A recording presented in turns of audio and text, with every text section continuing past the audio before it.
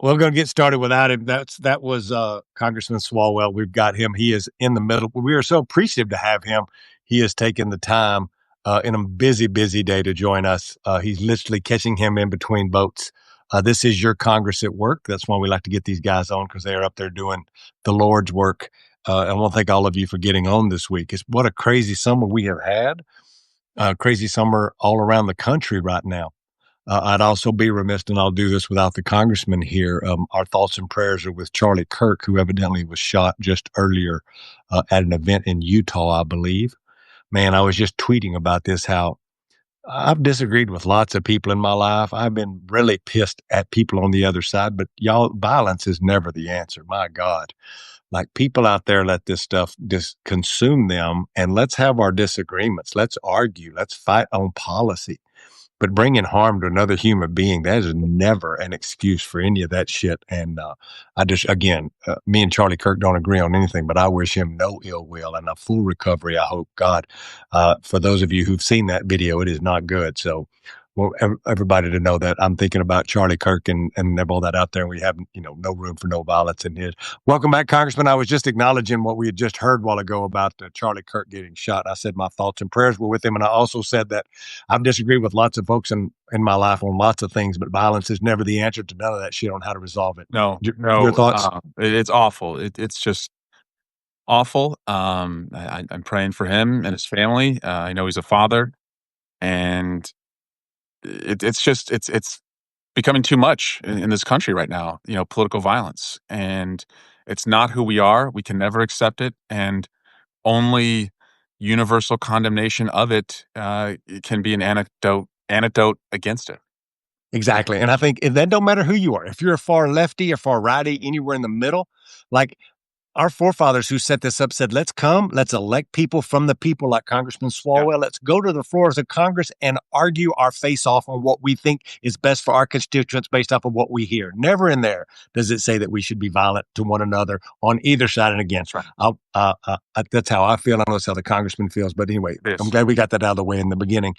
Congressman, I also wanted to ask you while I had you, because this is also all this breaking news today and stuff, is congratulations on this January 6th committee. That's like a done deal now, right? Yes. I'm leading the Democratic side on this committee with Jared. Explain to the folks what it is. And that's a good question, because most folks thought that the question of January 6th was resolved, right? Right. It was resolved because we saw it with our own fucking eyes, right? Like, this wasn't something that this wasn't like Pearl Harbor or like some other event in American history where like there wasn't live coverage of it, by the second, by the hour. No, we saw it with our eyes. September 11, we saw it with our eyes. And so the fact that there would be, January 6th truthers who are trying to erase that day and suggest Donald Trump was not responsible, I mean, that's bad. I mean, it's batshit crazy. But Republicans are doing this because Donald Trump wants to normalize violence, and he wants to wash his hands of his own responsibility. And what I'm going to do with Jared Moskowitz and Jasmine Crockett is make sure that it's always truth over Trump, that we honor the officers for what they did that day, and we frame this as a larger issue of Donald Trump telling us not to believe our eyes, not to believe the rising prices we see at the grocery store, not to believe the jobs that are going away in this country, not to believe the conflicts that are being added to the map rather than being, taken off the map as he promised, and not to believe his role in the Epstein files, as he really wants us to think that a birthday card that is so obscene that he signed was the signature of anyone but his obnoxious signature. So I'm not going to let Trump prevail over the truth one bit. And so if they want to have this fight, I'm all in to have it. Well, we appreciate it, and somebody holding them accountable. I think that what we've seen in this town is that Republicans in Congress would just roll over to every whim of the president or the administration, and having folks there and having what I would say is the people's voice. Like, there's not a lot of regular folks who get their voice heard in Congress. And I feel like a lot of times with you and a lot of your, I get to know you because I know you personally. I know Ruben and a few others. It's like, when I think if I was in Congress, like, I'd be raising hell like y'all raise hell, and kind of speak on the terms of what regular people speak at. I think a lot of times politicians use too many platitudes, if I'm using that word right, and talk over folks a lot. Like, I think simplistic understanding of what you said about Trump and where he is, and he wants to help Trump. Republicans want to help Republicans and rich folks. And they try to talk a lot of working class people because of grievances into being with them. But grievance can only get you so far. And we end up with what we see with Charlie Kirk today, with folks just taking grievances to whole unacceptable levels. And I'm going to keep saying that because we can have disagreements. And I think holding people accountable in these committees, and the committee that you're going to be on talking about January 6th is one of them. Let me ask you one more question. I just want to tell you, Chuck. Please. Democrats message like we're trying to win a Harvard Law School moot court competition when I think we'd be better off if we just talk to people like we were at the bus stop or a bar room, right? And give your zero draft answer, not your first draft, your second draft, your third draft, your scripted, stilted, rigid projection of what you think a politician sounds right. Just tell people what you fucking believe, right? Like they're going to, and we vote for people, not policies. So just be yourself. And I promise you, you'll be much better off, and our party will be much better off. Yesterday morning on CNN on the early show, I looked into the camera when they give you a part at the end to say what's in your group chat. And I said, look, there's a lot of great working class folks that are running for Congress and for the U.S. Senate right now. Like Lunch Pail Joe is the candidate flavor of the week. Yeah. And I looked into the camera and I said, let me make sure you understand, just because you have a fancy consultant with a fancy degree doesn't mean they know more about working people than you. Right. Listen to your gut, know what you know, and don't let them talk out of being who you are as a person and communicating in a normal way. Because as you said, a lot of times, and I've been doing this for a long time, we bring, as Democrats, because we're right on policy 90% of the time, we want to bring a policy book to a fist fight. And you always get your butt whooped when a fist fight and you show up with a policy book and there's a couple of boys with boxing gloves. And I think Donald Trump understood that when he came into this, and he talked a lot of well-intentioned working folks who have every right to have the grievance, who government may have left them behind, and then step up. So what is your vision now, thinking about that, for the party? I remember when you and Ruben Gallego, and that's how I met you, was through my best friend Ruben, and y'all were the Young Guns. I remember the Young Guns Congress. Now, are you still the Young Guns? Ain't there a lot more younger folks in Congress now? Thankfully there are, but we're still, in no other workplace would this be what a 44-year-old guy say, I'm one of the youngest at my workplace, but I am still one of the youngest at my workplace. And so for me, I'm fighting for the issues that are right in front of me. So I've got an 8-year-old, a 6-year-old, a 3-year-old. And so I see all of this, right? So on like the cost of childcare, the cost of, buying groceries, and like the sticker shock, when you go to the grocery store today, and like the shrinkage issue where you're getting less and you're paying more, for most of what you're buying, especially for your kids. AI, I mean, AI, terrifies me as a parent, because if my kids don't have a classroom that's preparing them for this, like, are they going to be a part of a lost generation that doesn't have the skills they need to compete? And then, of course, there's all the issues around privacy, data, algorithms, and what it means for them.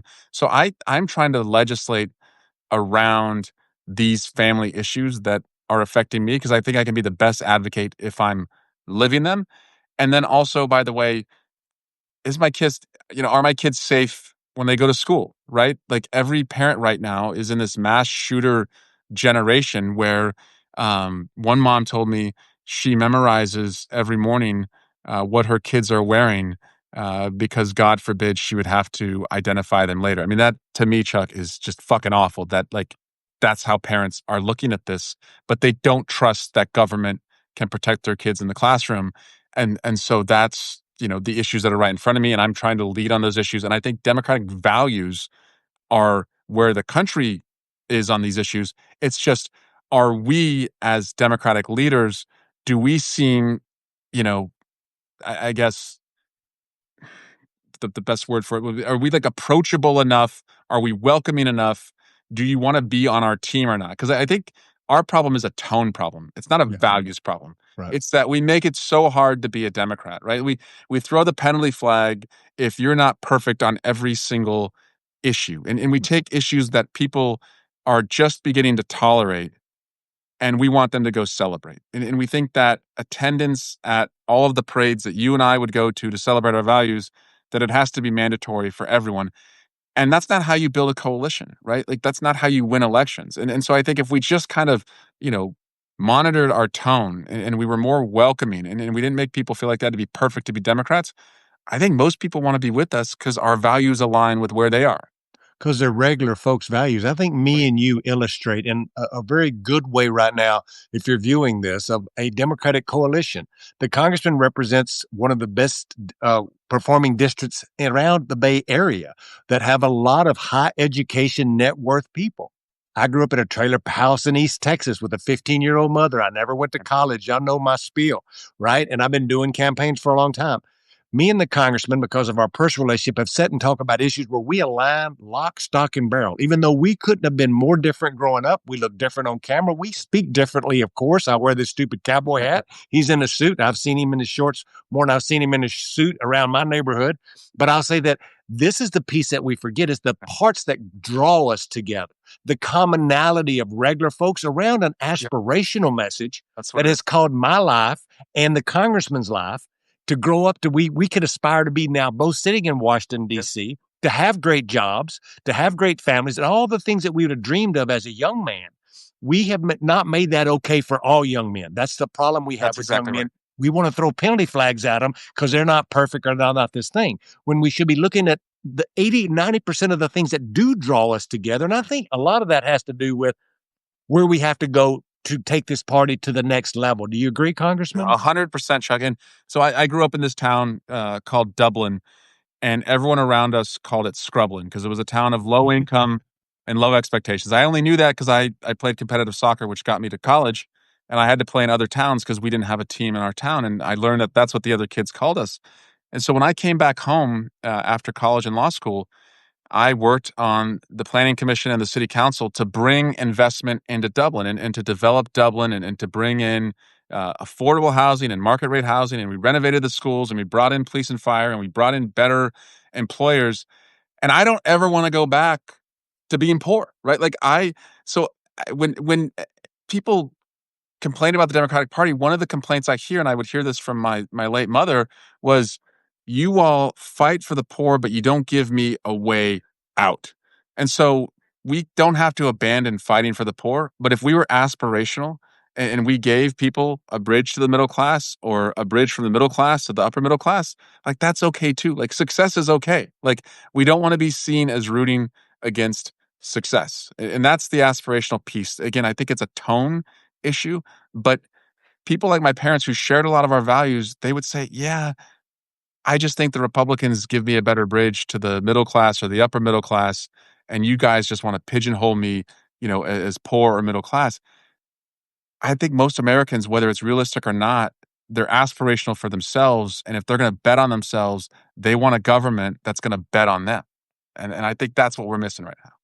It reminds me, and you know this, is that I was one of the chief strategists for Ruben Gallego. I was the first person he hired along with Tim Tigueras early on the campaign, 2.5 years out before we actually ran. And, Ruben overperformed with this group of people that most Democrats don't overperform with. And a lot of people, I get to get a lot of credit, and I take all the credit, but you both know a lot of this comes from the candidate himself. And so I mess with Ruben like I get to take all the credit for your great ideas. And his ideas were, we're going to show up in places where Democrats normally don't show up. We're going to have conversations with people we normally, quote unquote, don't have conversations with. And we're going to tell them it's okay to aspire to want to be rich. It's okay to aspire to get out of the trailer park. And it's okay to aspire not have to be at a dirty job for 8 hours or have multiple of those jobs every single day. Right. So we would go to construction sites at 6 in the morning. We'd give out tacos and coffee early in the morning. He talked to workers as they were going in.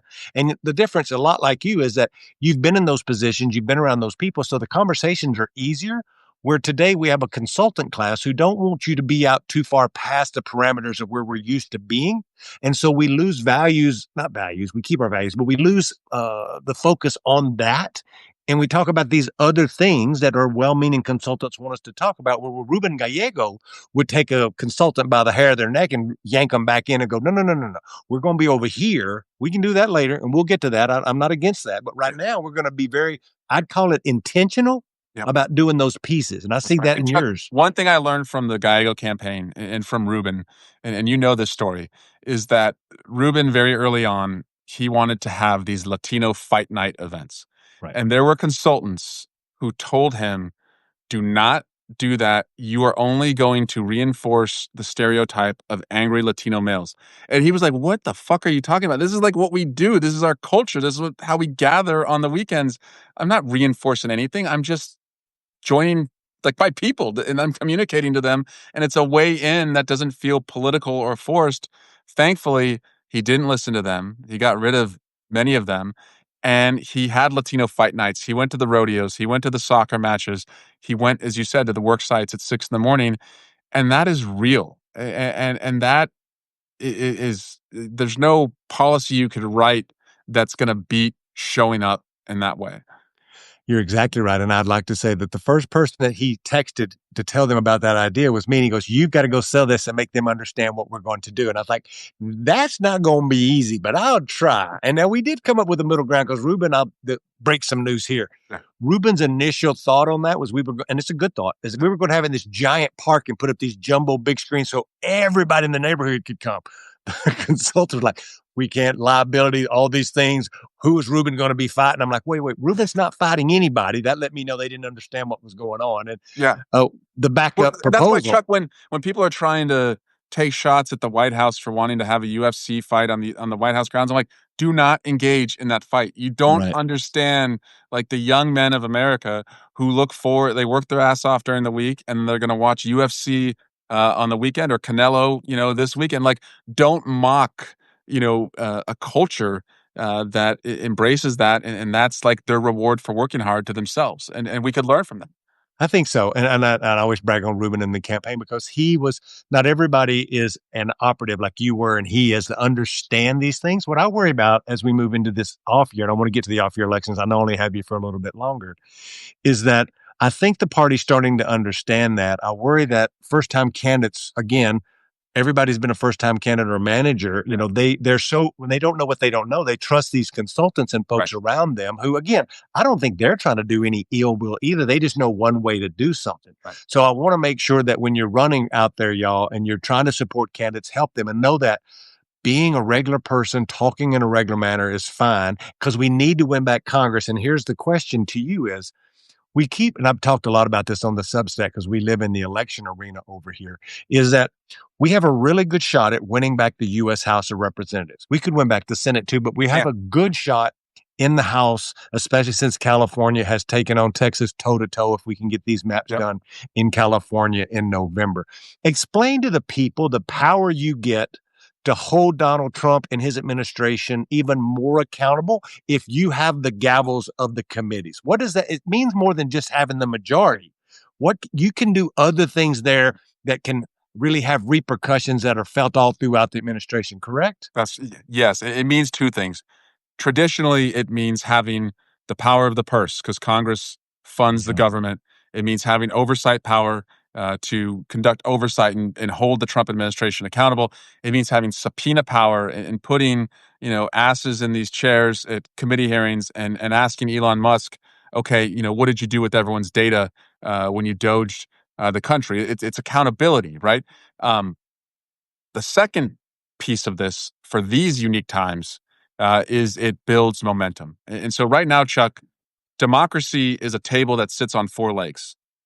And that's a check by Congress, a free press, an independent judiciary, and a town square that's full of pissed off people.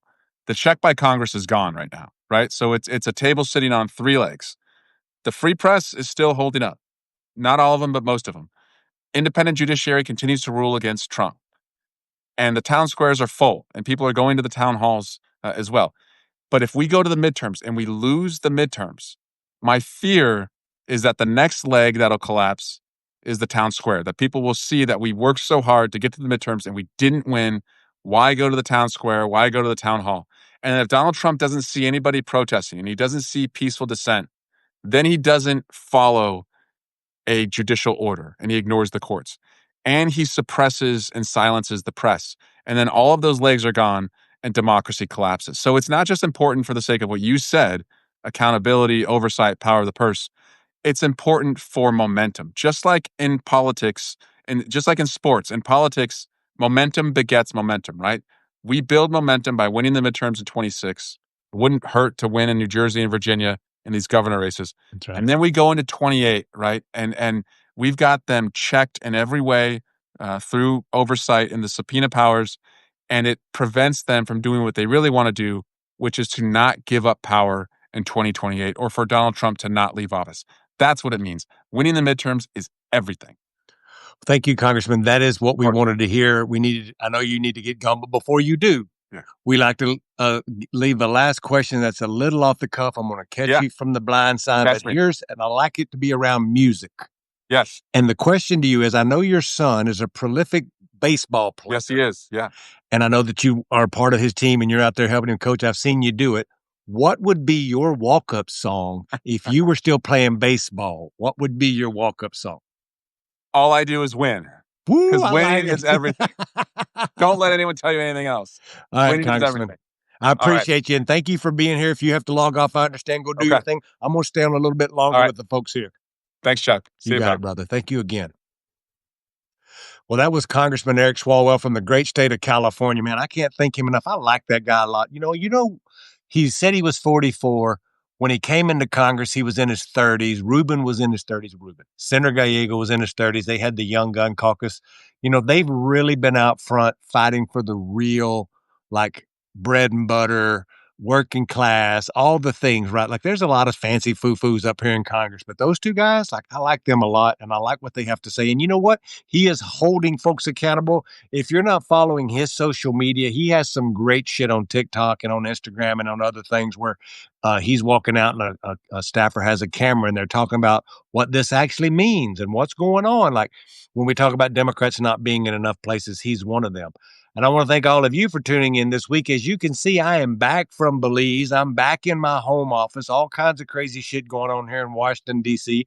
I'm going to try to put out a big op-ed by the end of this week. We're back in it. We're back in it every single day. And I just want to tell you that I thank you for all the love that you've given me and this Substack.